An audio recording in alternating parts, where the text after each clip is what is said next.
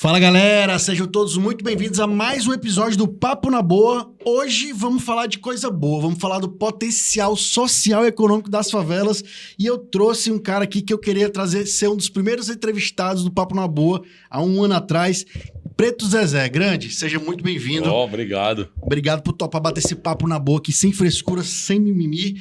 Dá as boas-vindas pra galera aí e a gente começa esse papo.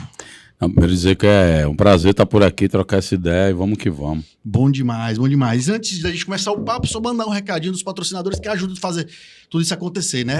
Tudo envolve dinheiro. Lógico. E a gente tem que ter os apoios e parcerias. Quem paga a conta. Exatamente, grande. A gente tem a B3X Investimentos, que é uma consultoria financeira que ajuda os pequenos. Todo mundo, quando pensa em investimento, eu tenho que investir 10 mil, 15 mil. Não. Com R$500 por mês, R$200 por mês, você tem uma consultoria para ajudar a organizar a tua gestão financeira. Vida financeira dos brasileiros geralmente é bem desorganizada, né? E depois começar a pensar em investir. Então, consultoria aqui do Ceará e tem um trabalho muito bom e atencioso.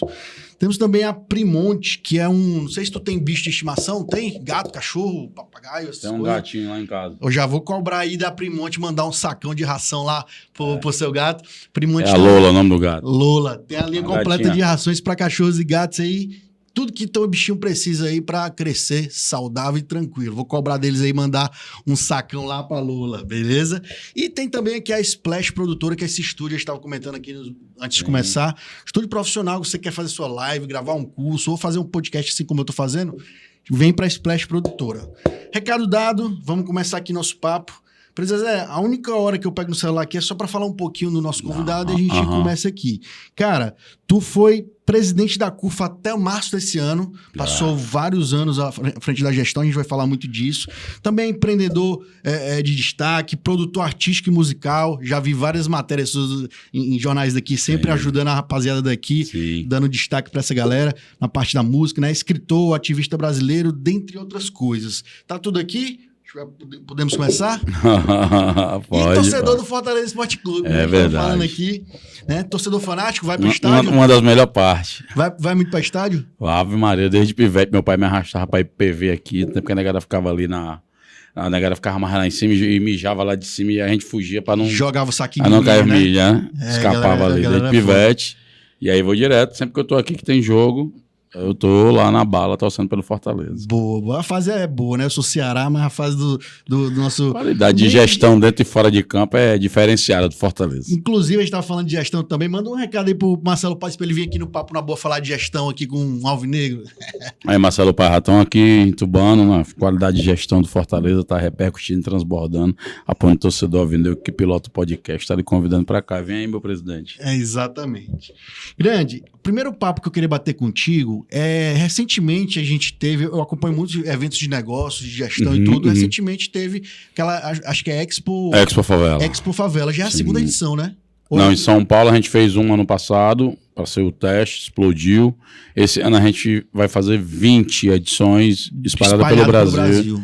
E aí, dia 1, 2 e 3 de dezembro, tem a volta dos vencedores de cada edição para o estado de São Paulo, né? A gente já fez a etapa de São Paulo agora começa as etapas nos estados. E para quem não conhece, ouviu por cima, assim, qual é o foco principal da Expo Favela? É uma feira de negócio e inovação que tem de favelas, onde você encontra um Condzilla, que é o maior portal de funk, né, do planeta, onde tem 64 bilhões de visualizações, junto com um comunicador do naipe do Luciano Huck. Então eles estão mesmo ali. Ou um cara que é de varejo em favela, que se encontra com a Abílio Diniz, ou uma mulher que tem uma rede de negócios nas favelas com a Luísa Trajano. É esse lugar onde a Expo Favela produz esse tipo de encontro, junto com o fundo de investimento, junto com gente que está ali, né, das startups que se criam nas favelas. Tem uma feira também dentro e tem uma série de conteúdos que a gente traz para dentro desse lugar para criar um ecossistema de negócio entre os empreendedores da favela com os empreendedores do asfalto. E isso, com certeza, sai um monte de negócio ali de dentro, né? A galera da favela, da comunidade, leva uma startup, cria um negócio, uma solução inovadora e vem alguém ali que Muita coisa. E está repercutindo até hoje, porque a gente montou uma escola de negócios. Hoje mesmo eu tive uma reunião com a Fundação Dom Cabral, que é a nossa parceira. Nós montamos uma escola de negócios. e que os empreendedores de favela vão para dentro dessa escola, né? Eu, inclusive, vou dar uma palestra em junho para eles, para uma turma nova agora que está dentro do projeto. Para aprender gestão, essas coisas? Eu vou falar um pouco dessa experiência de fazer gestão do terceiro setor, né? As experiências que a gente tem vivido até agora e de liderança, de como é que você desenvolve atividade dentro desse território, a dificuldade, os desafios, como é que a gente encontrou soluções. Então vai ser um momento bem bacana. Boa. Teve algum dos negócios lá na Expo Favela que tu viu e tu falou, cara, isso aí é massa, aí é uma parada que... Cara, é difícil até, eu fico na parte final, né, que vai para aquela avaliação você recebe ali 40 finais para escolher 10. É uma dificuldade enorme, porque é muita coisa, é tanto que assim, tem gente que não ganha ali os 10 escolhidos, mas não quer dizer que não ganhe financiamento ou investimento. Porque os investidores estão olho ali, né, estão olhando, estão de olho, então as pessoas começam a desenrolar vários negócios dentro da feira. Mas eu estou sempre ali tentando olhar para o projeto que me chama a atenção, é aquele que eu vejo que tem uma autenticidade na origem, ou seja, as pessoas que estão envolvidas, elas estão envolvidas por algum tema, uma causa que lhe diz respeito, tem um impacto para a gente garantir escala também, e qual foi a inteligência utilizada, né? Isso para mim é o que me chama mais atenção, e quem está à frente, né, também, porque às vezes o fato de você ter um homem, o negócio tem uma forma de ser a dinâmica diferente. Pegada, né? Você tem uma mulher que é uma mãe solteira que montou uma parada de uma marca de produto de cabelo ou uma roupa, é outra dinâmica. Como é que a pessoa no seu cotidiano driblou as dificuldades que ela enfrenta para poder criar esse negócio e ser um negócio de sucesso. Então, ali, é bom porque é um aprendizado também de como olhar as coisas. Boa, boa. E assim, como tu falou, de gerar impacto que saia dali, né? Pode ser um negócio que tem escalabilidade, que a gente chama, né? Eu fico imaginando, antigamente, que qualquer pessoa que teria um negócio ali na favela pensava só ficar ali, né? Ser sua subsistência. Hoje não, a cabeça da rapaziada já tá pensando em crescer e tem negócio... Tem muita coisa crescendo que vai, inclusive, virando um negócio que as empresas querem se associar, querem estar junto, né, cara? A gente montou agora uma rede de microinfluenciadores de favela, que só do nosso entorno de rede de relações da nossa CUFA aqui no Ceará, a gente tem 3 milhões de seguidores, se eu juntar todo mundo. Então isso não é qualquer coisa, né? Isso em nichos, né? Não é só uma pessoa que tem milhares. São pessoas que têm milhares em uma porrada de lugar.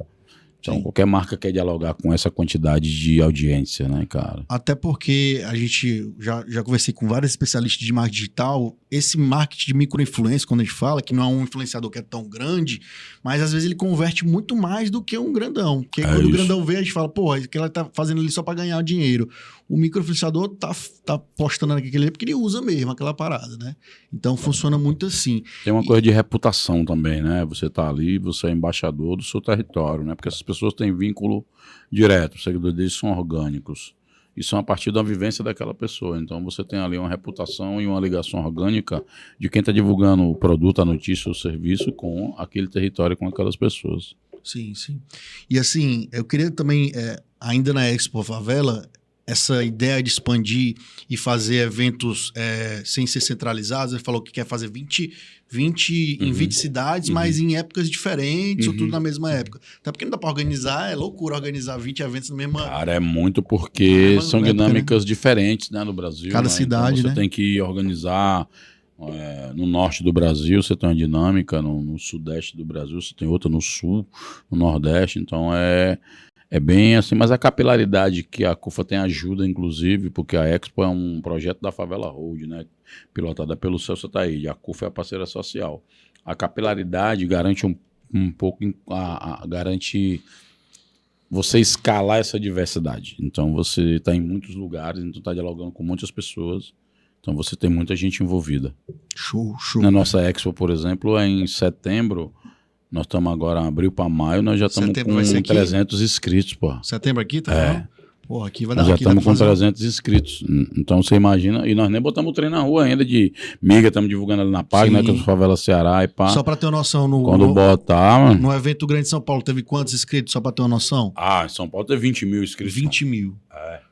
Para você escolher 350... Mas do Brasil todo, né? Não, em São Paulo foi só São Paulo. Só São Paulo? Caraca, muita coisa. É muita coisa. Teve quase 50 mil pessoas em 3 dias. Loucura, loucura. É pesado. Mas dá pra fazer um evento grande aqui também, Tá, né? aqui vai ser no centro de evento, vai ser um negócio pesadão. Parada, massa. Assim, a gente falando um pouquinho da CUFA, né? Tem gente que conhece também mais aprofundadamente, tem outras pessoas que conhecem de ver. Por exemplo, eu vi muito você no Globo Esporte, por exemplo, com alguma coisa que está acontecendo do esporte, aquela copinha que tem. Taça das Favelas. Taça das Favelas. Aí outros projetos que você tá lá, tava lá conduzindo e tal. A CUFA tem esse braço aí de para esporte, para música. Fala um pouquinho do trabalho da CUFA, você que presidiu por muitos anos aí essa instituição e que eu acho que tem uma capilaridade grande, como você falou, e que faz um serviço gigantesco, né? Na verdade, a CUFA ela tem eixos bem definidos de formar liderança nas favelas, de organizar agenda positiva nesse território e de fazer com que as demandas organizadas desse lugar transitem dos poderes público e privado no sentido de se viabilizarem. E aí isso está expandido hoje em 26 estados mais do Distrito Federal, já estamos em mais de 20 países. Hoje a presidente é a Kaline, o Márcio, né? O Márcio é da Bahia, a Kaline é de Pernambuco. Já tem aí mais de 15 anos de vivência na CUFA, né? Então eles assumem agora essa presidência. Eu passo para um lugar, para uma presidência de conselho da CUFA, onde vou ficar mais na relação corporativa, institucional. Estratégica, né? De empresas e governos. E a CUFA se tornou, principalmente depois da pandemia, houve um impulso das ações da CUFA que a gente saiu de mais ou menos ali 560 favelas no Brasil para 5.000. Então você tem um crescimento que obrigou a CUFA a se transformar e se atualizar que tem em 2 anos, o que demoraria talvez 10. Porra, de 500 para quantos? 5.000 favelas 5.000. Hoje. Coisa de maluco. É líder de todo jeito, todo tipo de atividade que você imaginar. Dos negócios ao esporte, da música, à cultura, da gastronomia, à moda, da moda ao game. Muita gente de game também. Recentemente, acho que foi esse final de semana que teve aquele evento que foi do Plantão, né? Que era trap, funk, hip hop, né? Capitaneado aí pelo, acho que era o Matuê, que tava à frente, né? E organizou. Tinha galera da velha geração, galera da nova geração. Mas uma parada que alguns anos atrás era meio que inimaginável de pensar, um evento desse tamanho, né? Desse segmento. E aí você vê, não sei se chegou a acompanhar, ou tava lá, não sei se tava viajando. Deu tempo de chegar ainda para ver o show do Djonga. Do Djonga, o cara foi bruto. Eu vi umas imagens. Eu vi uma parte do Matuê ainda e depois do Djonga. Mas foi legal, foi bacana eu ver um depoimento do Matuê falando que ele decidiu fazer no Marina, porque quando rolava o Será Music lá atrás, o moleque ia pro show e viu o Chorão cantando lá, ele falou, porra, esse aqui eu quero fazer da minha vida, e a ideia do festival, quando veio, ele falou, pô, tinha que ser no Marina, né? Mas, pô, o tamanho de que foi aquele evento e o que pode muito mais acontecer com esse tipo de música aqui esse estilo de música aqui no Ceará e no Nordeste, sem pode crescer. Tem espaço, né? Tem muito espaço ainda para crescer ainda. Tem espaço. E a tua parte musical, quando tu começou, tu gostava de produzir mais que tipo de segmento?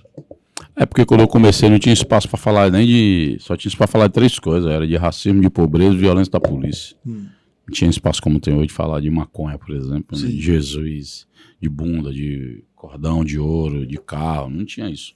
Ficava focado mais nos problemas, né? Porque era um tempo também muito difícil, né? Era o surgimento, tava começando ali uma cultura de rua que questionava as coisas, que questionava coisas muito pesadas no Brasil até hoje, como desigualdade, racismo, violência da polícia. Então era muito mais um sentimento de defesa nosso do que cultura, música, negócio. Ninguém vislumbrava aquilo naquela época, vislumbra hoje.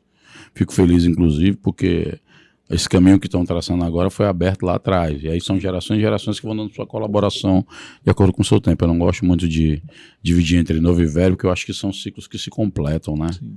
Porque daqui a pouco esses caras de hoje serão os velhos de amanhã na velocidade que as coisas estão indo. Sim. Então, eu acho que cada um tem o seu papel, cumprindo o seu ciclo. Fico feliz de ver a geração de hoje ocupando muitos espaços, né? Você vê uma pessoa de rap fazendo eventos de rap, é bom demais, eu fico muito feliz. E da proporção que tomou, eu acho que tá muito bacana. E assim, independente de ser o funk ostentação, trap ostentação, porque bate muito nisso, mas tem espaço para todo mundo, né? Que na verdade eu não consigo ver ostentação, entendeu? Eu consigo ver celebração. As pessoas estão celebrando as suas conquistas, né? Porque construir esse termo, ostentação, até de uma maneira pejorativa. Não sei se foi a própria galera do funk que fez isso ou foi a galera de fora Não, que deu começou a voto. pegar de fora, o pessoal começou a pegar e ressignificar. A favela sempre pega um bagulho e ressignifica. Sempre.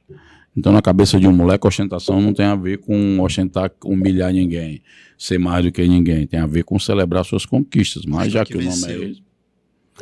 Mas assim, eu sou do tempo que as pessoas só tinham uma roupa pra sair, pô. Então, a gente passava vergonha porque não tinha roupa de sair. Então, a roupa de sair era a roupa mais desejada de todo tempo. Hoje as pessoas criticam porque o cara tem muito tênis ou muita roupa.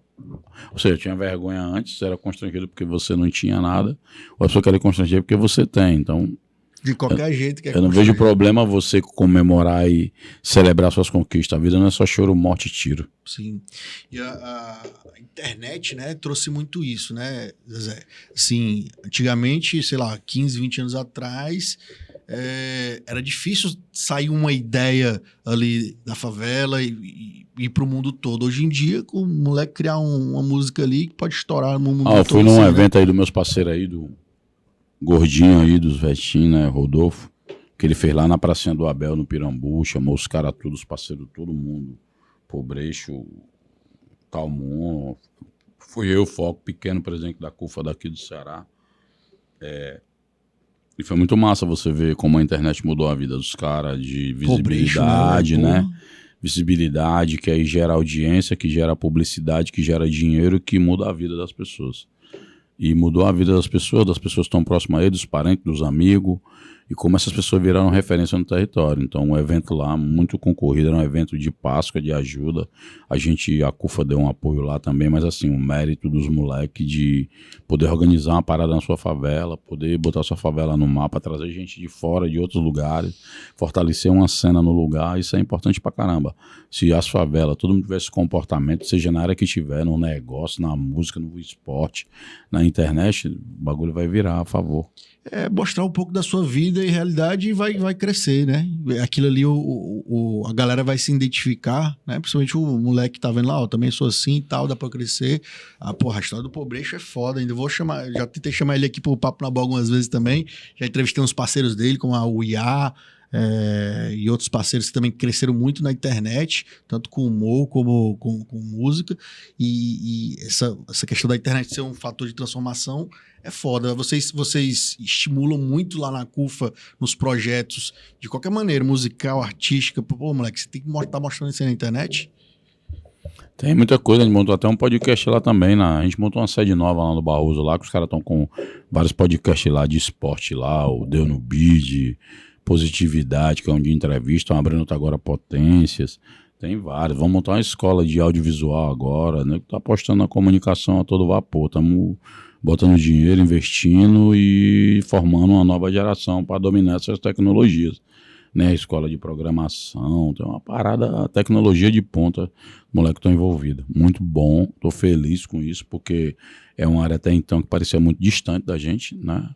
E a gente já tem projeto com a internet de democratizar a internet, botar ponto de graça em favela, para a favela do Brasil, que a gente tem um projeto chamado Favela On, onde as pessoas acessam a internet gratuitamente, de internet boa, de alta velocidade, e cada vez que as moleques acessam, as mulheres montam negócio, o moleque monta filme, produz música, bota vídeo na rua, abre plataforma de comunicação dentro da internet, vai fazendo virar um dinheiro, virar visibilidade, virar política, virar posicionamento, e é isso que é importante. Na semana passada eu tive aqui com o Wagner Barbosa, da Casa de Vovó Dedé, que foi um trabalho massa lá na Barra do Ceará, também com música, né? Uhum. A questão dele é mais aquela música mais clássica e tal, mas tudo gratuito também, uma parada bacana. Como a música também é um fator de transformação social, né? Ele tava dando alguns exemplos de uns moleques que era da comunidade lá, pertinho, e nunca tinha tocado instrumento, e um ano depois estava na Europa tocando num festival, porque teve oportunidade, né? Então, projetos como esse, como a Casa de Vovó Dedé, dão oportunidade que, se os moleques da favela tiver, vai aparecer muita coisa boa, seja no esporte, na música, e você falou um pouco também do terceiro setor, né? Eu queria saber um pouco de como vocês encaram esse apoio através do terceiro setor, de órgãos como o Estado, governo, município.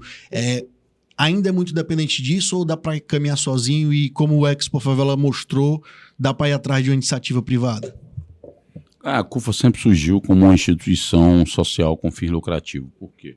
Muitas vezes até mal interpretada o preconceito mesmo, que a pessoa tem preconceito com gente de favela falando de dinheiro, e fazendo dinheiro, e negociando dinheiro, e isso não é o dinheiro pelo dinheiro, é o dinheiro para fazer coisas, né? Parece que é proibido para nós, né?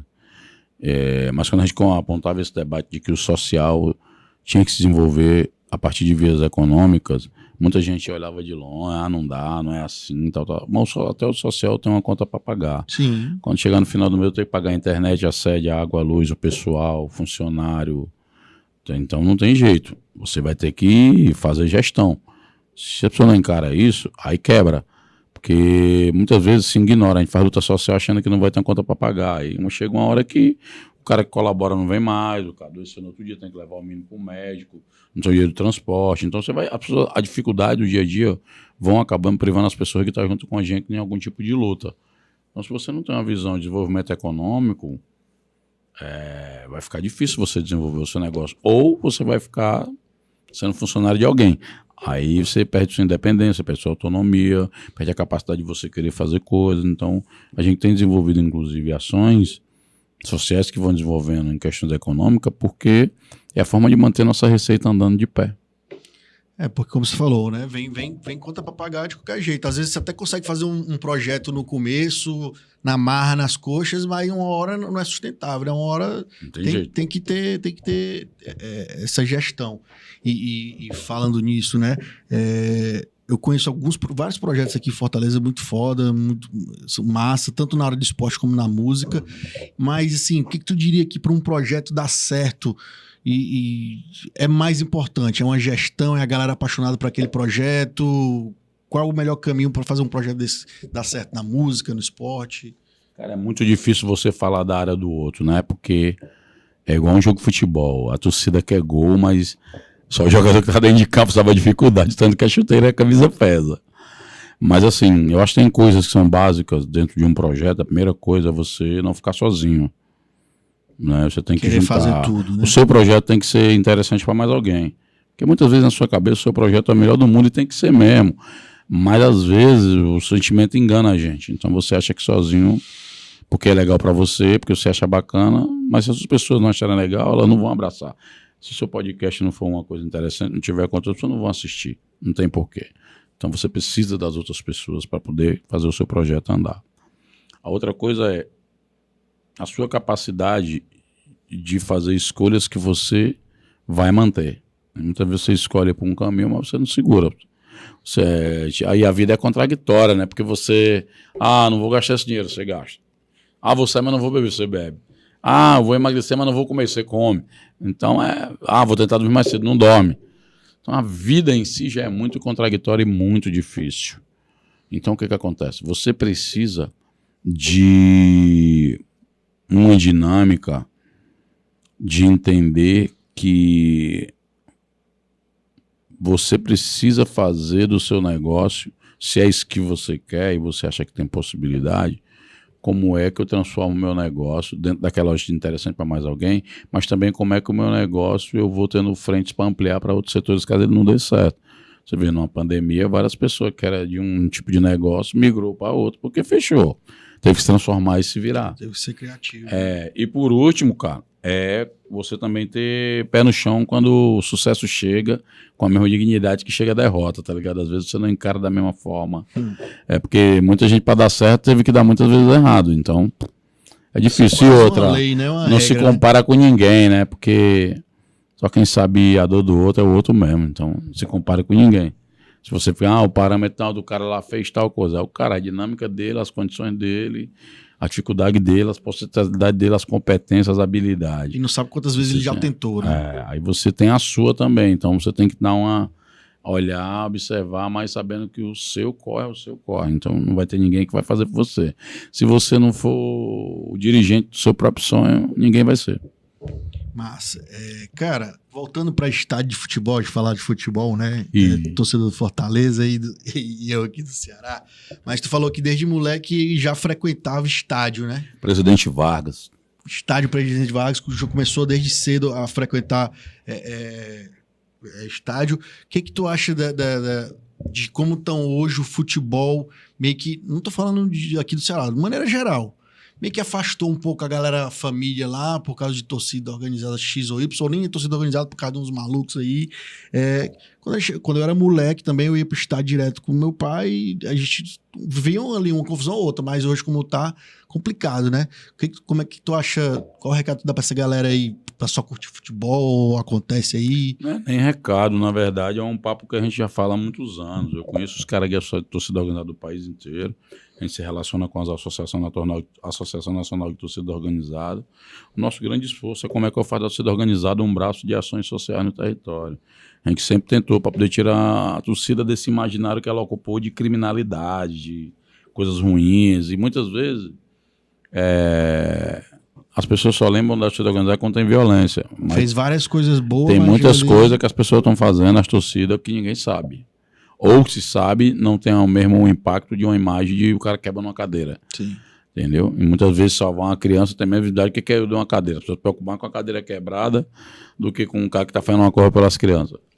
As torcidas também, ou os grupos, meio que eu acho que no momento fugiu do controle, né? As pessoas não têm controle mais. O dirigente de torcida não tem controle sobre a galera que está dentro da torcida. Tem que pensar como que organiza isso. Isso aí, várias dicas. Isso é um papo que eu já tenho com as torcidas, todas elas, Ceará Amor, TUF, assim, que ou faz isso ou vai ser engolida pela violência que é muito maior.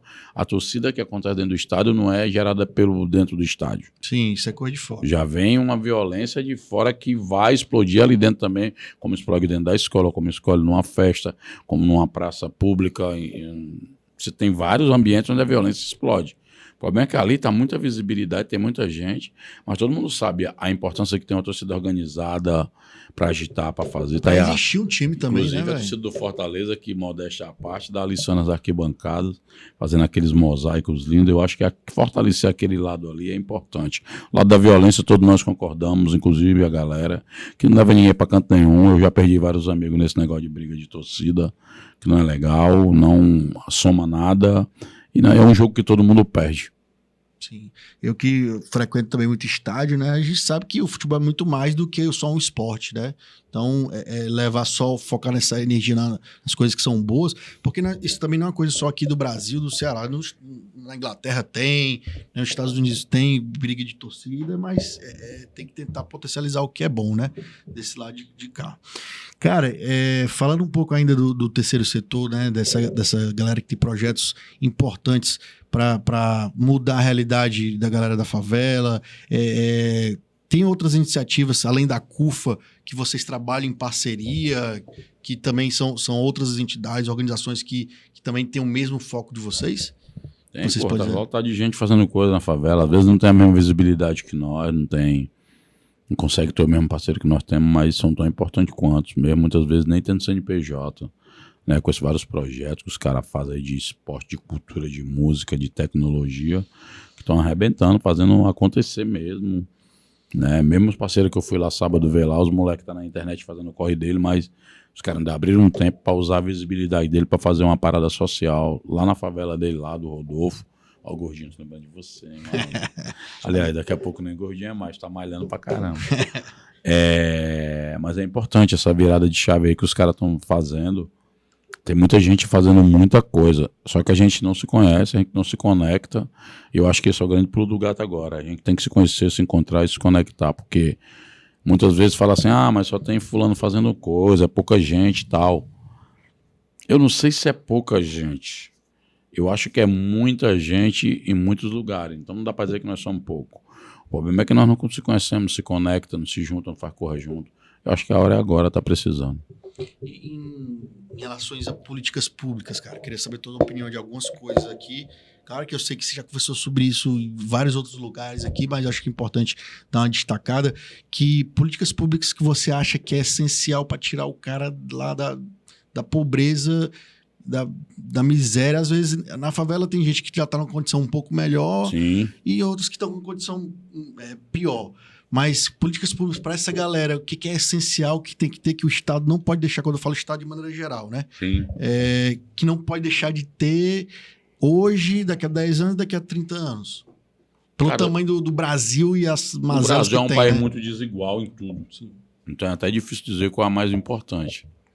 Mas eu penso que o que eu tenho visto que tem dado certo e que não pode faltar, primeiro, é a integração de várias políticas dentro de um território. Porque o cidadão, o Estado, ele é organizado por departamento. Tem Secretaria de Educação, Secretaria de Saúde, Secretaria de Cultura, Assistência Social, papapá. O cidadão, ele é um só. Ele não é vários cidadãos que vai passar outro cidadão que vai para o esporte. Não, ele é um só. Então, quanto mais você puder juntar essas políticas dentro de um pacote, no território, oferecer para o cidadão e aproximar essas oportunidades dele, com certeza, onde já se viu isso acontecer, os resultados têm sido melhores. A gente vê muitas organizações, secretarias, ministérios querendo fazer coisas individualizadas, né? Se você fizer em conjunto... né? Às vezes, né? Porque uma secretaria está fazendo, eu outra também lembro tá... na época do crack, via em vários lugares no Brasil, o secretário de esporte fazia um bagulho do crack, a secretaria de cultura fazia outro, a secretaria de saúde fazia outro, a secretaria de segurança tinha outro, e é tudo no mesmo lugar ali, um caixa só, e ficar vendo, pô, não vai dar certo nunca, todo mundo correndo por uma mesma bandeira, mas por caminhos diferentes, às vezes até opostos. Então, é preocupante, as pessoas têm que dar uma organizada. E aí eu acho que a gente vive um momento bom de que a sociedade vai ter que se organizar para poder dialogar com o poder público de igual e pautar o poder público para produzir uma política pública eficiente de impacto de verdade. Eu lembro de alguns 10 anos atrás, 15 anos atrás, numa antiga gestão aqui, que tinha aqueles orçamentos participativos, que eu achava uma parada irada. Não sei se foi muito para frente hoje, como é que tá, se ainda existe, porque na minha cabeça, eu lembro quando existia o orçamento participativo, era a população ali daquele lugar dizendo, quero que tenha dinheiro para isso, para isso, para isso. Hoje em dia não tá mais assim, né? Não existe mais esse orçamento participativo, se não me engano, né? Eu não lembro também, não. Eu lembro do início, quando começou, era uma coisa interessante. Acho que devia, inclusive, ter avançado mais. A pessoa ter decidido o orçamento mesmo do município, não só aquele dinheiro que tinha para aquele lugar. Qual era a prioridade? Era para discutir o orçamento todo. Eu acho que, inclusive, os governos hoje têm que se modernizar do ponto de vista de participação popular, que a participação não pode ser só uma coisa de consulta. E só de voto na hora de 4 anos. Decisão. Vamos reunir ali, vamos decidir isso aqui vai valer. E os lugares onde vão receber as políticas públicas se qualificar para fazer o debate. Se é um bagulho sobre transporte, quem é os caras que não tem transporte? Nossa, aqui, mobilidade urbana. É isso aqui que a gente quer. Tecnologia, a internet, democratização da internet, é aqui também. Então, você tem que ter expertices hoje dentro dos territórios e que nenhuma política pública ocorra sem a participação das pessoas que vão usufruir daquela política pública. Sim. Que eu acho que é outro problema no Brasil. É muita coisa produzida por gente que não está na vivência do lugar. Então, é até uma boa vontade, não é nem maldade, tem até boa vontade nisso. Mas a gente vê passar direto, não consegue chegar, não consegue se conectar. Porque não tem o conhecimento da realidade lá de dentro, né? Não é feito por quem vive, né? Você citou aí a participação direta, por exemplo, em outros países tem isso aí, né? Os caras tem estados, sei lá, dos Estados Unidos, que o cara decide, ele tá lá votando quase todo mês sobre algum tema. Aqui nesse estado a gente vai... O cara tá votando no xerife da cidade. No xerife da cidade. Vamos liberar o CBD lá, que é o canabidiol, que hoje em dia tem uso medicinal. Tudo é praticamente decisão direta, né? Mas eu acho que é uma evolução aí que ainda vai demorar aqui no Brasil. Eu acho que a gente perde, porque já tem muita inteligência na sociedade que a gente podia incorporar. Vou dar um exemplo. Se você pegasse hoje as favelas do Brasil, como é que as pessoas deram solução para comunicação? Era um mundo, cara. É um mundo de coisa. O nego criou podcast, né? Criou rádio, criou web lá, streaming. É tanto veículo de formas de comunicar que a favela criou. Só isso já dá um mundo de coisas para poder inovar. Sim. Essa questão da escolha direta, né? Não só da favela de maneira geral, né? De maneira geral, quando a galera se envolve e vai decidir as prioridades, vai ter muito mais retorno, porque é quem está realmente pegando na mão isso aí. E voltando um pouco para a CUFA, passou quantos anos lá? Eu queria agora voltar antes da CUFA para a tua história. Eu sou cofundador da CUFA, né, cara? Eu entrei na CUFA em 2000. A CUFA é... 2000? E... A gente surgiu no Rio de Janeiro, que era da Revolução Sataíde, se espalhou pelo mundo todo. Pelo Brasil todo, aliás, e mais 20 países. Então tem mais de 20 anos. Eu vinha da cultura do hip hop, vinha da cultura de baile funk. E aí eu conheci o Celso, porque ele era empresário do Racionais MC, da MVB, da Negra. Sim. Teve um documentário deles agora recente na Netflix, né? Foda. Muito bom. Vendia discos, shows e tal. Então já vim com esse acúmulo, que aí quando vem pra CUFA vai dar uma amplifica, né? E aí em 2002 eu queria daqui, 2012 eu assumo a presidência nacional, 2015 eu assumo a presidência global, aí fico, que ela foi lá em Nova York na ONU, a solenidade. Porra, te deu a oportunidade de viajar o Brasil e o mundo, né? Então... E aí tem a pandemia. Como eu conhecia muito dos estados que eu fui fundar em cada lugar, a CUF dos estados, precisava de alguém que conhecesse de logística, né? Então o Celso me escalou para me poder cuidar dessa parte. Foi onde eu morei em São Paulo, né? Estou morando em São Paulo por causa disso. Porque eu ficava operando ali as relações e as operações nos estados relacionados à pandemia. E aí, agora entra a Kaline e o Márcio, eu vou para o Conselho Nacional, presidência do Conselho Nacional, mas sempre ali disposto para somar e estar junto. A minha trajetória aí. E da época de baile aí, chegou a cantar também ou ficava mais nos bastidores? É um baile funk, a gente ia para dançar. Ia a galera dançar. do baile para lazer.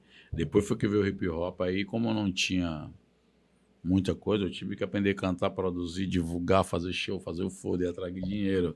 Tinha que me virar, né, cara? Então, era muito doido na época, assim, tempo de romantismo, de sonho, né, cara? Era muito bacana. E aí a gente fez grandes festas, Teatro Boca Rica lá na Praia Iracema, bagulho lotado. Fizemos shows com todos os grandes grupos de rap do período, continuamos fazendo atividade ainda hoje, então cheguei a cantar, mas aí eu sou muito fiel às coisas bem feitas, né? Como eu sabia que não ia ter tempo para fazer música legal, porque eu precisava de tempo, daí eu parei. Não tinha como, porque eu tinha que cuidar de outras coisas, inclusive. E eu comecei a ver também outras competências minhas e outras coisas que davam um resultado mais rápido para concretizar as ideias que eu escrevia no rap. Então, pô, por esse caminho vai dar no mesmo resultado. É rap também, só que feito de outro jeito. Boa demais. Cara,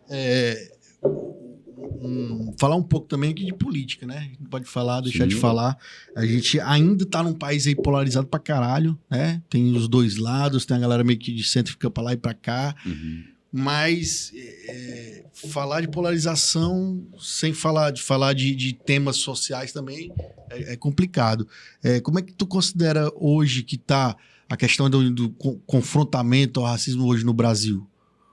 Acho que nós chegamos num momento ruim de conflito da política, porque nós deixamos de lado o bom debate, né? Deixamos de lado o bom conflito de ideias diferentes. A gente transformou a diferença numa coisa ruim, transformou a diversidade numa coisa ruim, transformou a troca de ideias numa coisa ruim. Parece que todo mundo tem que pensar igual, todo mundo tem que reproduzir o mesmo discurso que ouviu no Zap, ouviu numa rede. E aí todo mundo tá meio que falando pra caramba e pouca gente escutando. Então é um ambiente muito ruim para um debate público, porque você vai falar uma coisa e alguém não vai se ligar no conteúdo que você falou. Vai pegar uma parte, desloca, cria outro texto, fala outra coisa, joga na internet, já é outra versão.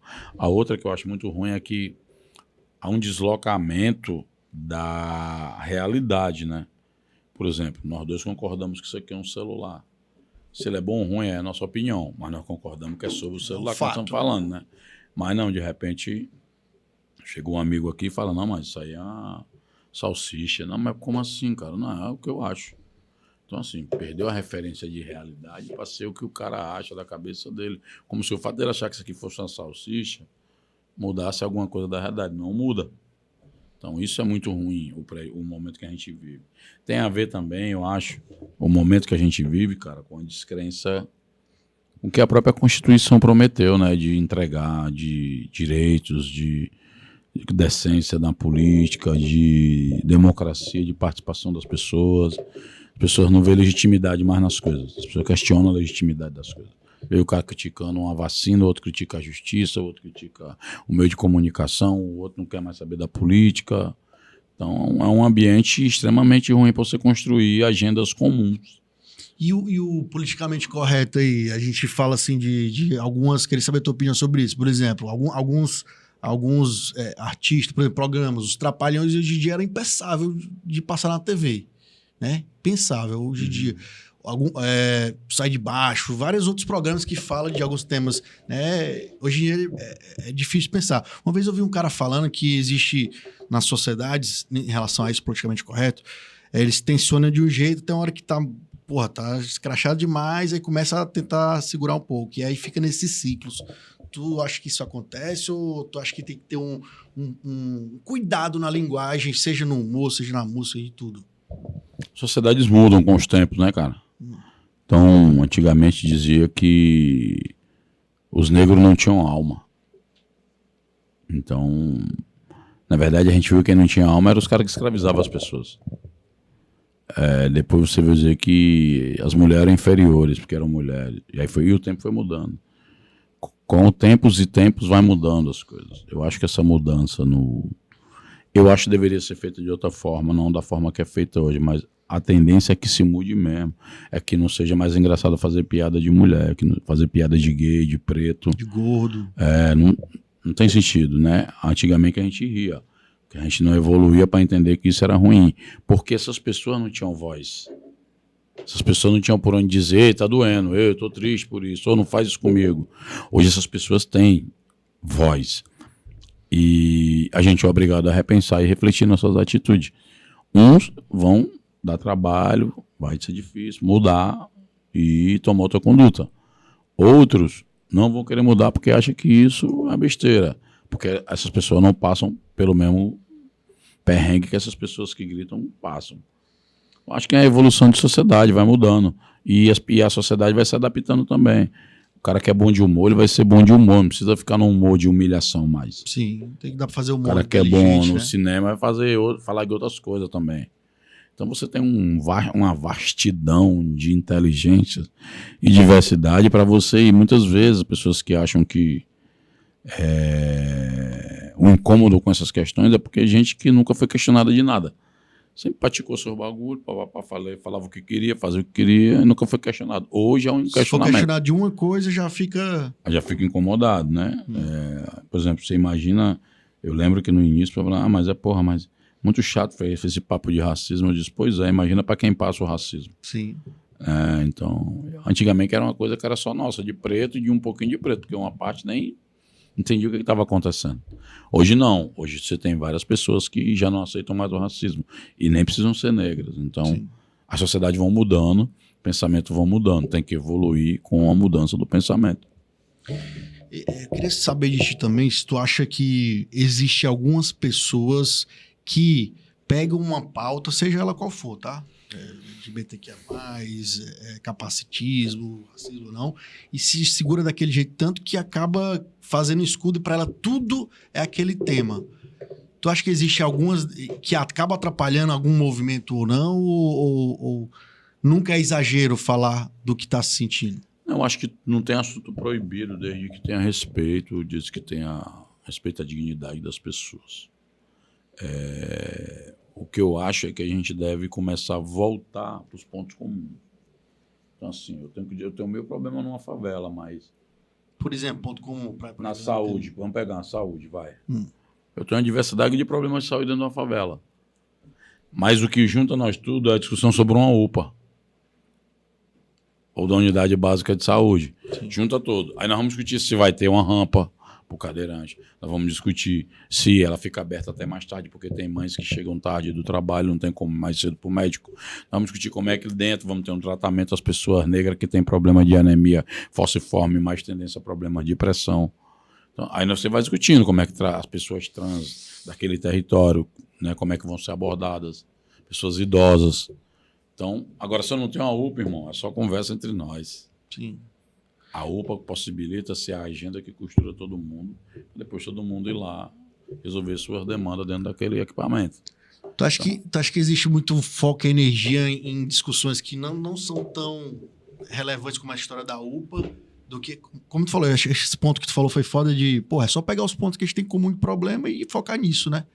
E aí deixar de gastar energia com outras coisas, que eu não vou dizer que elas são besteiras, que não são, para cada um tem os seus pontos de dor ali, mas encontrar mais o que está em comum do que está em contradição, né?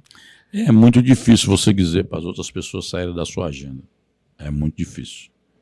Na verdade, você não vai nem conseguir fazer, porque muitas vezes a pessoa viveu aquilo ali, está apegada àquilo de tal forma que não solta. A minha questão com quem tem agenda assim é que você imagina eu Sou um cara preto, filho das quadras do Nordeste. Fui presidir uma instituição que nem a CUFA. Eu não podia chegar lá, vou fazer a CUFA, a imagem e semelhança de um preto sofredor lá do Ceará. Não ia funcionar. Tinha que ser o contrário, da Tinha força, que dar né? resposta com outras questões.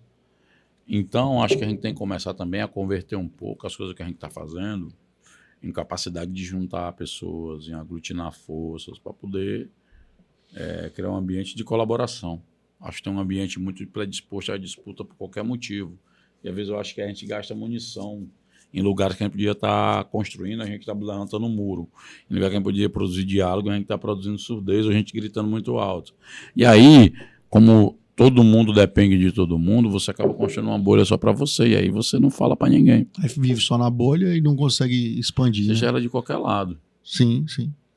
E falando ainda, né, quando a gente colocou a chamada lá do potencial social e econômico das favelas, né, inclusive até pergunto, muita gente, isso aí, não sei se já falou isso 1000 vezes também, mas muita gente fala comunidade, favela, pra ti não é a mesma coisa, não tem nada a ver, né? Falar favela, comunidade. É porque esse negócio de comunidade, cara, comunidade é uma reunião de comuns. Então pode ter comunidade do Orkut, comunidade israelita, não está dizendo que é favela. Sim. Comunidade de podcast, como eu tenho Aí, uma comunidade de podcast. Quando você começa, porque na verdade o estigma já vem em cima do termo. As pessoas não querem puxar ali, porque ali tem uma história, tem vários BO ali acontecendo, tem uma coisa para trás, que se evita, quando você ativa esse nome, se ativa uma série de outras questões.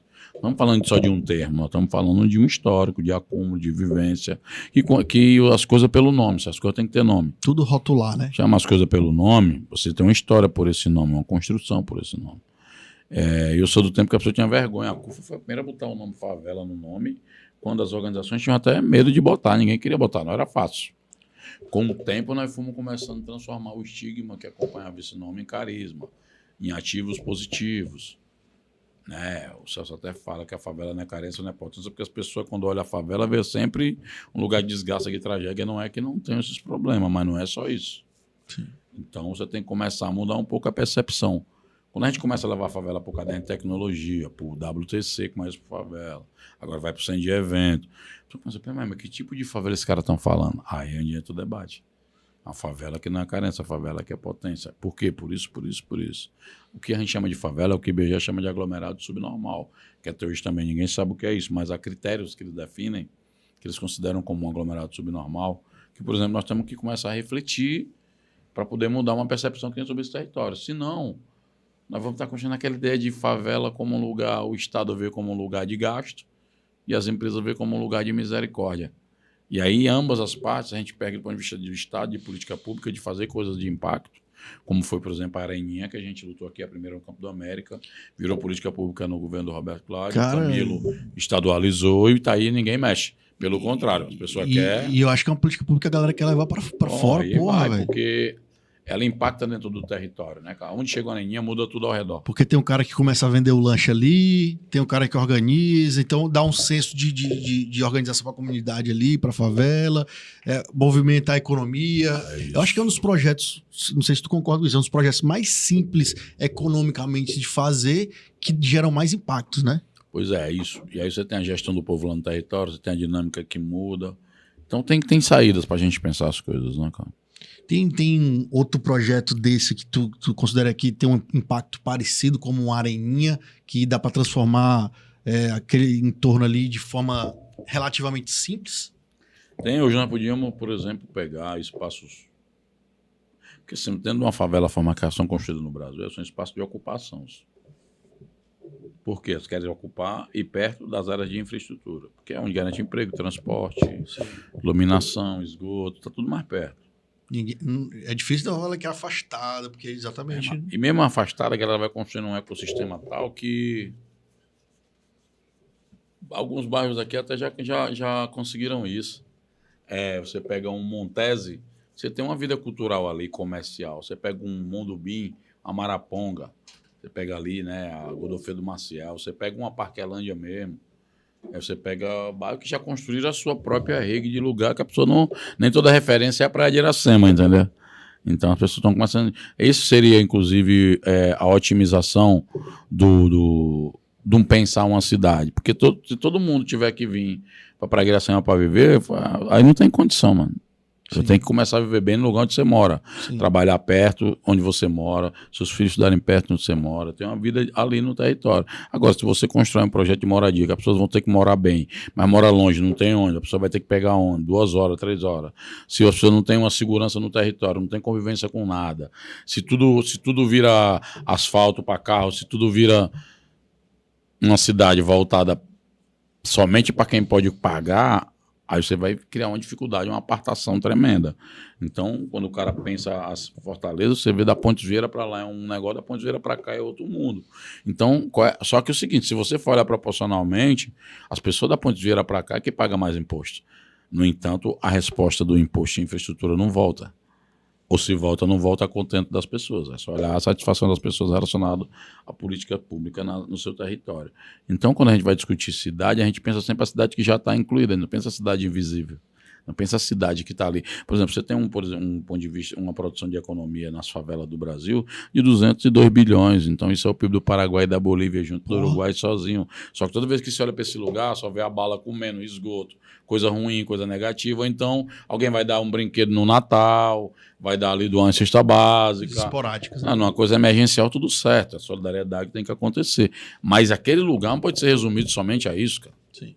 Percebe? Então, essa mudança eu acho que tinha que ter. E a gente tem que repensar, senão não vai ter saída. E assim, eu acho que sei lá, de 30 anos para cá, a primeira coisa que pensava, vamos melhorar as condições daquela favela, era sempre tentar mover as pessoas para outro lugar, né? E vocês são exatamente contra isso. Tem que ser dentro de onde elas já moram, né? A ZEIS, né? Que a gente lutou muito pela ZEIS, que é a Zona Especial de Interesse Social, para que alguns povos ainda permanecessem na aldeota, senão a gente ia ser banido, varrido do mapa. Sim. Porque na medida que você não protege aquele território do interesse econômico, a desregulação do interesse, da fome do mercado imobiliário, é um negócio tremendo. Se você vê, é só olhar, bota o Google e você vai ver a quantidade de pobre que foi saindo e virando prédio. Sim. É só você olhar e jogar lá, longe, longe, longe, longe, longe. E aí você... Quando você tem às vezes você protege a quadra, protege o Campo do América, protege a Verdesmaria, protege a Praia de Iracema, ali aquelas pessoas não vão sair mais daquela região de infraestrutura, né? Não vão sair. Eu lembro que, e esse negócio não é de agora, eu botei até no meu livro, que o livro que eu fiz foi um registro, uma homenagem às lideranças sociais da época que começaram a quadra. Que quando começaram a quadra, que era tudo lama, ocupação, barraco, pessoal que veio do interior, naquela época a classe média dizia que era lugar de gente fedida, lugar de gente que vai transmitir doença, lugar que vai ter violência. Naquela época, ali 80, 70 para 80, já estava ali essas conversas no jornal da área. Eu e o João Roberto, que era o líder da época, tinha que escrever jornal, uma carta e mandar para o jornal para dizer que não era aquilo. Tinha gente trabalhadora, porra. Então, assim, essa visão apartada, aqui em Fortaleza, então, a gente tem até um termo sobre isso. É cansado as pessoas chegarem no lugar e falar assim, vixe, aqui está muito misturado. Porque as pessoas querem segregado. Sim. Só que isso passa tão natural, a gente não vê a violência que tem nessa frase. E isso vai se reproduzindo na vida social o tempo inteiro. Desde um evento que tem uma área VIP, tem que ter uma pulseira para segregar, para não misturar.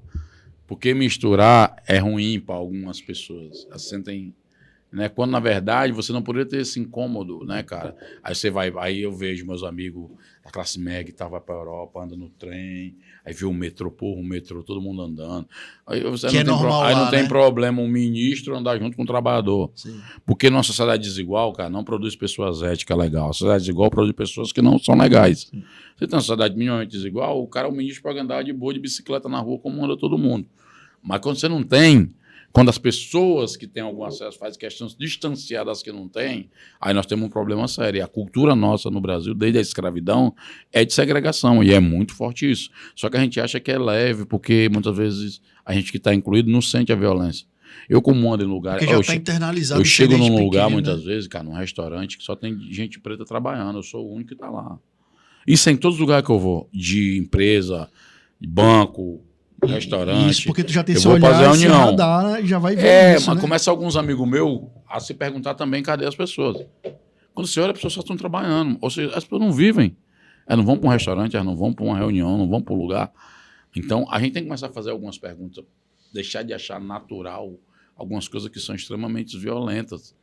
Né? Eu vou dar um exemplo. Quando eu trago amigo meu de fora para ver o Cuca, o cara fala, porra, o negócio parece a Europa. Assim, esse estranhamento é porque aquilo é para pobre, é uma coisa de qualidade boa para pobre, tá ligado? Não pode. Eu lembro que eu fiz um debate sobre direito à internet. Não, mas os caras vão ficar na internet olhando vídeo de sexo. Eu falei, não pode? Ele não pode dar direito, não? Nem direito a se masturbar não vai ter mais. O cara não pode olhar, achar ninguém gostoso na internet ou gostosa. Não vai, ou seja, o incômodo de você ter acesso a coisas. Eu lembro que a Lacoste, por exemplo, ela não queria fez uma lista que os favelados não podiam ter marca. Hoje a Lacoste inverteu, ela está produzindo marca, modelos de roupa a partir do estilo das pessoas da favela. Então, há uma inversão das coisas. Porque querendo essa galera tá acendendo, tá tendo grana, tá querendo comprar coisa boa e vai embora. Então, assim, tem que acabar com essa coisa de... Aí por isso que eu não consigo... Aí voltando lá pro início lá, né? Quando eu falava, funk é ostentação. Eu não consigo ver ostentação. Eu consigo ver celebração. Porque senão eu também vou transformar numa coisa negativa o fato da pessoa ter conquistado uma coisa e fazer um videoclipe dizendo que tá bem, cara. Sim. Eu tô aqui na minha lancha, meu jet ski, na minha casa fazendo churrasco, eu fiz um videoclipe, comprei um carro pro meu pai, uma casa pra minha mãe. O sonho de todo cara de favela é comprar uma casa pra sua mãe, tirar ela dentro da lama. Não tem isso, pode perguntar. Jogador de futebol, cantor de funk, qualquer um. O primeiro sonho é esse. Eu vou tirar e me vingar da miséria. A primeira pessoa que eu vou tirar é minha mãe. Pra sair daquele lugar. E assim, falando de crescimento de cidades, que algumas cidades são mais organizadas por terem planejamentos, outras não. Tu rodando pelo Brasil, alguma experiência que te chamou a atenção de cidades que ficaram bacanas, que ficaram melhor do que outras cidades em relação a essa organização do espaço social, das favelas? Cara, tem tanta iniciativa assim, se eu for olhar aqui. A que me chama a atenção, eu estou querendo que volte já, é o meu amigo Leonan, Complexo do Alemão, né, ali naquele lugar ali, Vila Cruzeiro, Complexo da Penha, né, Morro do Adeus, meu parceiro René Silva, os caras pegaram vários containers e organizaram uma casa de show de luxo em cima do alto da favela, cara. Show de? Casa de show de luxo, alto padrão. Certo. E quando as pessoas vão lá, a pessoa não acredita que é dentro de uma favela. Porque na ideia da cabeça das pessoas, a favela é a lama, é o barraco, caindo, rato passando, esgoto a céu aberto, bosta, tudo. As pessoas, quando entram lá, é um impacto. Que aí acaba todo o Rio de Janeiro querendo ir pra lá.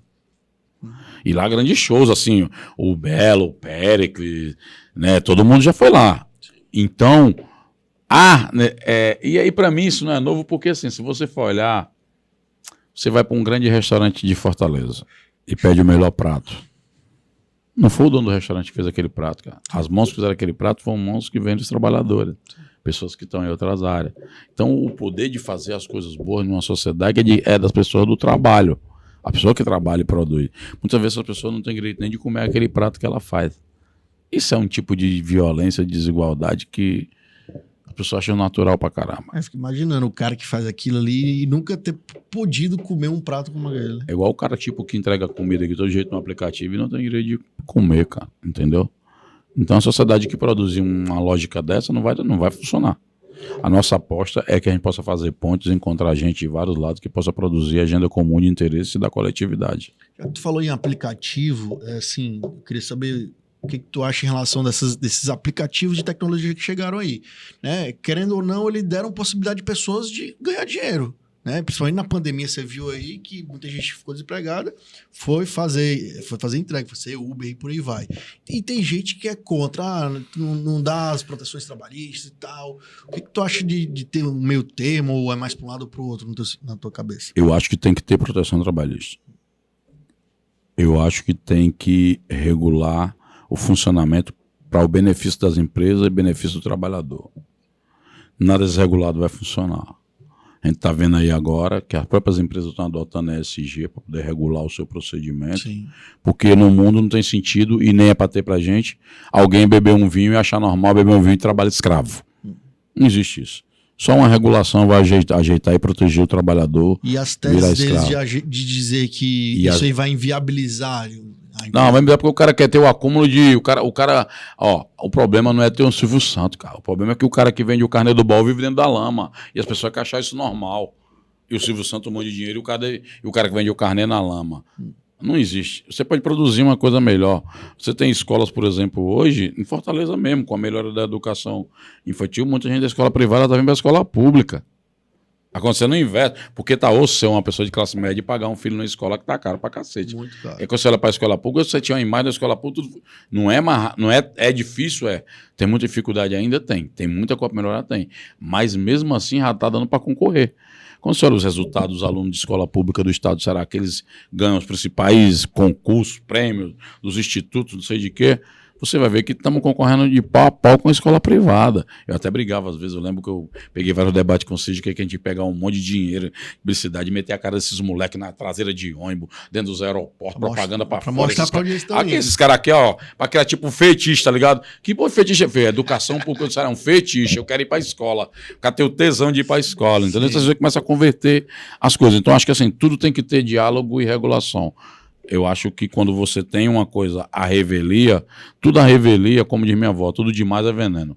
Minha mãe também disse isso. Se você não tem regulação e equilíbrio, as coisas desandam. E nesse país em que tem muita riqueza, e tem muita riqueza na mão de pouca gente, se a gente não proteger quem gera essa riqueza, que é o trabalhador, então não tem sentido de existir na sociedade. Aí nós falamos como civilização. E aí, como civilização, eu não posso me orgulhar de ter... Por exemplo, numa cidade que nem Fortaleza, durante uma pandemia, você tem 47, eu acho, 45 bilionários que surgiram durante uma pandemia, 17 são daqui, e aqui que mantém os maiores níveis de desigualdade do planeta. Né? Isso é loucura, né? São, pô, não é falta de dinheiro. E dinheiro tem, tá aí. Percebe? Então, que política nós estamos fazendo que está gerando riqueza pra cacete, a ponto de ter 17 bilionários, mas o dinheiro está na mão de poucas pessoas. Aí a pessoa quer sair do Meireles, pegar uma desembargador Moreira para o aeroporto e passar ali depois do Lagamar e não quer levar um empurrão. É impossível, cara. Sim. Matematicamente impossível. Tem muita gente, tem muito na mão de tão pouco e uma porrada de gente sem nada. Não tem como dar certo, é inviável. Uma hora vai explodir. Ou né? você divide a riqueza que é produzida pela maioria para ela, ou você vai ter que compartilhar o caos geral. E quando tu resolveu escrever o livro, cara, que é assim, uma coisa que tá na minha lista de coisas a fazer na vida um dia, né? Como é que foi a escolha de... Já tem mais de um? Como é que tá? Tem 2, estou fazendo 2. Tem 2, tá fazendo 2? Os 2 primeiros, quais são os temas, as temáticas? Na verdade, o primeiro foi por acidente, na verdade. Eu fiz um documentário sobre o crack, e aí, como eu não sabia o que diabo era um documentário, eu nunca fiz audiovisual, então, na tora, né? Porque senão meu empreendedorismo é legal, mas na favela a gente se vira e faz os corre, tá ligado? Tem que se virar mesmo. Então, o que eu fazia? Eu chegava em casa e eu anotava num papel, depois chegava em casa, passava em branco pro computador. De tanto eu fazer essas anotações. Porque eu queria saber o que é que eu filmei para poder fazer o meu roteiro. Eu já estava fazendo Eu não sabia o que diabo era um roteiro. Não sabe porra nenhuma, loucura. Então, eu estava lá anotando. Quando chegou num dado momento que eu fui juntar para escolher, porque o documentário tinha que ter ali 25, 30 minutos no mar para não ficar... parecer um comício, né? Eu fui ver tantos escritos de coisas que não poderiam estar no vídeo. E eu pensei, porra, como é que eu vou dizer isso para as pessoas, que é importante? Mas como é que eu ponho isso aqui? Eu vi isso lá no lugar. Mas por que não poderia estar no vídeo? Porque não ia ser uma coisa porque comercial? Não, é porque eu não tinha gravado aquilo. Eu entrevistei pessoas, mas na hora da entrevista, teve um dia que eu encontrei um policial numa boca de fumo. E eu conversei com o cara. Só que eu não entrevistei ele. Sim. Mas eu conversei com ele. Entendi. Certo? Aí depois eu tive que falar com a mulher do cara. Então, assim... A mulher do cara, a vivência. Eu fui entender como era a vida do policial. Aí eu construo toda uma parada de entender que aquela visão que eu tinha da polícia não era como eu pensava. Aí mexe com os preconceitos meus e com os conceitos que eu tenho sobre a polícia. Aí eu tinha que botar aquilo. Então, acabou que aquele material... Eu disse, mas também não quero vender isso. Então, eu fui no Ministério da Saúde e pedi um apoio para publicar aquilo em forma de parte da pesquisa, que era o objetivo na época. E aí eu publiquei o primeiro livro. O segundo livro já foi outra, que foi com a Sênia, minha editora, que é especialista em fazer livros com autores daqui do Ceará, em que eu queria fazer uma homenagem aos primeiros líderes sociais lá das quadras, porque a gente vive um apagamento de memória constante, tá ligado? E a galera só costuma manejar depois que morre também, e nessa velocidade digital, é só olhar a quantidade de fotos que a gente tira de uma mesma posição, até loucura. A velocidade de descartar é mais ainda maior. Então, assim, muitos já tinham morrido e ninguém lembrava mais. E os que estavam vivos também ninguém homenageava. Porque já bocado comida é bocado esquecido, como dizia também minha avó. Então, o que eu disse? Fizeram parte da tua construção. Aí eu vou pegar uma parte da memória que na verdade a memória daquelas pessoas era também a memória do lugar, Coletivo. a memória daquelas pessoas, e dos que estão vivos, vou fazer essa homenagem. Até quando eu lancei o livro, eu fiz o pré-lançamento só com os personagens do livro. Chamei todo mundo na quadra, na associação, e dei um livro para cada um. E não foi um lançamento, foi um bate-papo que eu queria saber como foi essa vivência em tal tempo, pegar a página do livro e tal. Foi bem bacana, marcante, emocionante pra caralho. E aí, eu comecei a juntar coisas, assim, eu não queria falar de mim, apesar do livro ser preservado, mas eu queria usar a imagem que o Zezé estava tendo para conduzir as pessoas para dentro de uma visão de outras coisas. Pelo teu olhar. Entendeu? Aí eu usei o Zezé, as quadras, para falar de outros temas. Então eu falo de muita coisa lá dentro do livro. E a ideia dos próximos aí? Ixi, os próximos, deixa eu ver o que eu posso dar spoiler. Eu Aí, tô fazendo um spoiler chamado primeiro, constrangimento pedagógico. Fala de educação nas escolas. Não, fala de como eu pego o racismo em flagrante e qual é a minha atitude. Interessante isso aí. Que é o tipo de racismo do Brasil é diferente do mundo, cara. O Brasil, se tu perguntar em qualquer lugar, pergunta, você acredita que tem racismo no Brasil? Todo mundo, tem racismo mesmo. O Brasil é racista. Quem é que é racista aqui? Eu falo, não, eu não. Então, se todo mundo assume que tem, mas ninguém pratica, onde é que a gente esconde? O livro trata sobre isso. Quando o racismo é abordado em flagrante, o que é que eu faço? Tu acha que esse seria o grande diferencial do racismo do Brasil pro mundo? Total, aqui é mais sofisticado, porque no mundo teve o apartheid na África, teve o Jim Crow nos Estados Unidos. Jim Crow foi um sistema de apartação institucional. Quando tem isso institucionalmente lei, fica mais possível de se proteger. Tu vai para uma corte, faz passeata, quebra-quebra. Mas quando tu tem isso, que o cara diz que não é, o cara bota assim, vem procurar emprego, precisa de boa aparência. Lembra dessa pergunta quando tinha? Boa aparência dizendo que não é negão não vai, cara. Tu mora onde? Eu sou quase descarado, eu sou do tempo que a gente trocava o endereço do endereço de casa, quando botava os currículos para procurar emprego. Porque senão não chamava. Aí só que a gente cometia a seguinte gafe. Aí a gente chegava ao cara, você mora onde? As quadras, é muito estratégia, né? A quadra é São Vicente de Paulo e Santa Cecília, nome de santo para ninguém, porque ficou muito, né? A gente tem perseguição de televisão, programa policial e tal. Então a gente mudava o nome, correndo São Vicente de Paulo, correndo Santa Cecília, ficar, né, amistoso. O cara, onde é isso aqui? Não, é ali na antiga Estados Unidos, a gente já ficava com medo já, né? O cara, mas perto de quê? Não, perto do set do Colégio Santa Cecília, quer dizer, nas quadras, né? Já era, o telefone nunca ia tocar. Então, essa coisa de mudar, né, o nome, de fugir desse lugar é muito forte. Isso, aí tu vai dizer que é racismo como isso? Não tem como tu dizer, porque não está numa lei, não tem ninguém que enquadre como tal. Velado, né? Aí você vai... Velado assim, né? Porque é público, é notório, é radical. O velado, quando eu falo só que é sofisticado, na verdade. Só acontecer contigo e tu porque não sabia, você imagina... sentia, talvez. Porque assim, muitas vezes essas violências ocorrem, pra falar, mas é porque é velado. Eu fico pensando... Caraca, o que seria público? O cara me arrastar em praça pública e me esquartejar e tocar fogo igual a Ku Klux Klan e subir uma corda em fogo. Né? Porque essas violências que o Brasil a expertise do Brasil é praticar esse tipo de violência. Então o livro fala muito assim, eu vou dar um exemplo para tu entender mais profundamente.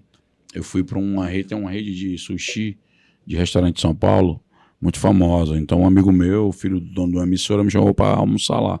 E eu fui, eu estava dirigindo um carro, Volvo, estava arrumado, vinha de uma reunião, alguma coisa, estava lá com o meu blazer, todo bonitão, pá. Terminou o almoço, eu vou pra fila. Como a minha mente já é treinada para me desviar, porque senão tu vira um inferno na tua vida, porque toda hora tu bate com o negócio, né? E você sente que né? Tipo, agora eu fui estacionar o carro ali, no estacionamento, o cara perguntou, ei, parceiro, tá esperando alguém? Né? Vai buscar alguém aqui, o cara achava que eu era o chofer do carro, tá ligado? Então... É na cabeça do cara, tá construída essa porra. Se eu for brigar com o cara, eu não ia chegar nem em podcast, é uma confusão do cacete. Mas eu não vou não, cara, vou ali no negócio ali da entrevista, papá. Aí eu chego aqui, termino de comer, aí eu entrego o carro, porque em São Paulo é caótico, eu entrego logo no valet e entro. E eu tava dirigindo uma Volvo na época, né, bem no início, cheguei em São Paulo. Aí eu termino o almoço, eu vou pra fila. Quando eu vou pra fila, eu tô aqui. De frente tem uma agência, acho que é do Banco do Brasil, espelhada, que dá pra me ver, todo mundo que tava lá de cá, né? Eu saio do restaurante e venho lá pro rabo da fila, porque eu tava no Zap resolvendo alguma bucha e tal. E eu tô aqui, de repente eu levanto a cabeça, eu vejo um cara vindo, cara. Eu tô de boa, até que o cara vem vindo mais. Eu falei, pô, ele vai vir? Eu não acredito. Afastei até a beira da calçada. Rapaz, ninguém encheu o vácuo aqui pra ele ficar. Pra nem nada. Mas o cara veio, passou todo mundo e veio. Eric, ele chegou, pegou o papel, já fez assim, pega meu carro ali, botou o papel assim na minha mão. Puta. Aí ele saiu, eu puxei o braço dele e falei assim, pô, não vou pegar teu carro não, cara. Sai teu papel aí. Ele, mas por quê? Porque aí eu vi vindo o Volvo, eu falei, não é porque eu não dirigi o carro de bem de R$400 mil, tá ligado? Saiu quando por eu entrei cima. no carro, o cara começou a ficar vermelho e correu pra frente do carro, botou a mão assim em cima do capô.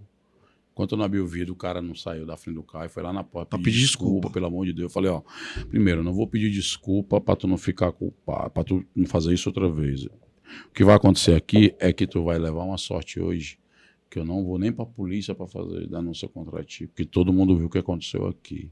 Foi racismo, então não foi erro, foi racismo.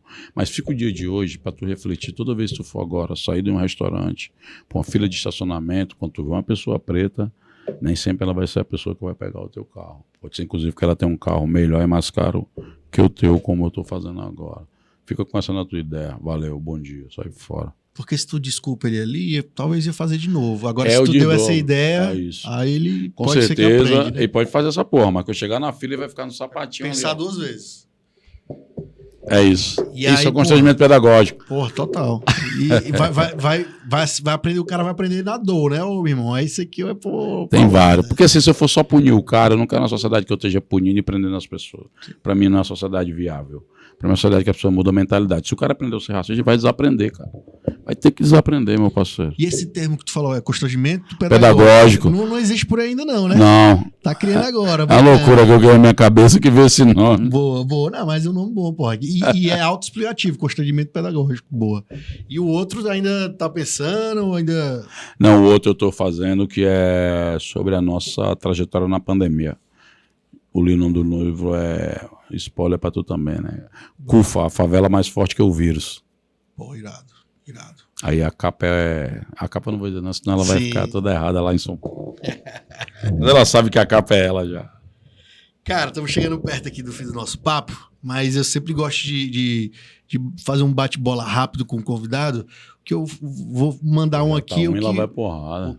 O que vier na cabeça aí já manda brasa. Estilo Marília e Gabriela, né? Ixi.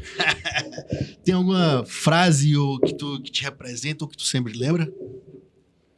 Uma frase que eu sempre lembro, cara. Que te representa ou que tu gosta pra caralho? Necessário sempre acreditar que o sonho é possível, que o céu é o limite e você é imbatível. Faz o meu amigo Ed Rock. A vida é desafio, do Racionais. Boa. Tem um hábito? Mas um hábito agora que eu tô dar uma caminhadinha, ó. Não tinha esse costume? Não, até tinha vontade, mas aí ia dar vontade para se concretizar, porque eu sou um cara tipo fitness, mas assintomático, tá ligado? Então daqui a pouco o sintoma chega, mas tentar me cuidar mais, né? E tô lendo mais também, vendo série, eu tô viciado agora. Caçador de série. Qual agora? Terminei de assistir a Diplomata agora. Tô assistindo filme de série de mulheres que mandam. Diplomata, onde é que tem isso aí? Assisti o Borja. Netflix? Netflix? Assisti Borja, assisti agora a Diplomata, né? E tô vendo filme de mulheres que mandam. Massa.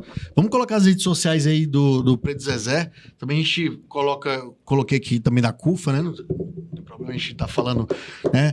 Preto Zezé, @Preto Zezé, né? Mais de 120 mil seguidores. Aí tu compartilha a rotina do dia a dia aí, todos os projetos que acontecem. Empresário, ativista social, ex-lavador de carros, e gosta de frisar isso, né? Ex-lavador de carros e líder das agendas positivas e potentes nas favelas do mundo. Aqui o da CUFA Brasil, né? Que é a Central Única das Favelas, presente em mais de 5 mil favelas, @CUFA Brasil. E tem aqui do CUFA Ceará, que é... Hoje quem é que tá à frente do CUFA Ceará? Pequeno. Vamos convidar ele para bater um papo. Chama ele. CUFA Ceará, inscrição de comunicadores pretos e pretas para a Expo 2023, que vai ter em setembro, que tu falou, né? Já tá rolando já. Então, galera, quem quiser escrever seus projetos aí, né? Coloca aí, vai lá no CUFA, @CUFA Ceará, tem ali o linkzinho, acho que do formulário, para se inscrever. Grande, obrigado demais por topar esse papo, foi iradíssimo.